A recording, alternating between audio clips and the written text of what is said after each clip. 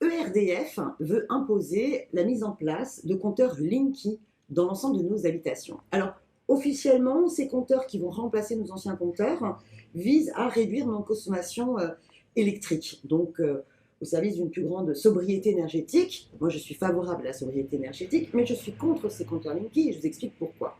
D'abord, c'est un vrai problème de santé publique, parce que ces compteurs s'appuie en fait sur la technologie CPL, et la technologie CPL, elle génère des rayonnements nocifs, une pollution électromagnétique qui est extrêmement nocive pour la santé, notamment des enfants ou des personnes âgées fragiles, toutes celles et ceux qui sont par exemple électro-hypersensibles. Mais même globalement, ça peut générer à la fois potentiellement du cancer, poser des problèmes d'atteinte au système nerveux, de la fatigue, de la dépression. Il faut savoir que c'est des ondes électromagnétiques bien plus fortes que par exemple la Wi-Fi ou bien les antennes relais. Donc ça, c'est le premier problème. Deuxième problème, problème de liberté.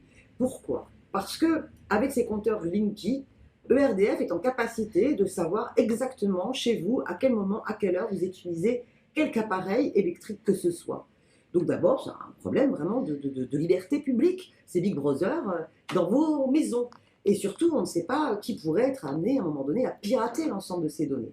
C'est par ailleurs une aberration économique, complètement absurde, parce que ces compteurs Linky, ils remplacent les anciens, mais les anciens vont très bien. Donc ça va coûter un fric monstre d'installer tous ces nouveaux compteurs. Et qui va payer? Bien évidemment, ça va être l'ensemble des citoyens usagers par le biais de leurs factures. Par ailleurs, on a constaté déjà un certain nombre de problèmes et d'accidents lors de l'installation de ces nouveaux compteurs. Et comme il y a un problème de rendement, ils utilisent aussi beaucoup de salariés précaires pour faire ça à la va-vite, avec aussi des accidents provoqués. Alors, il y a déjà 300 communes en France qui se sont opposées et ont refusé l'installation de ces compteurs.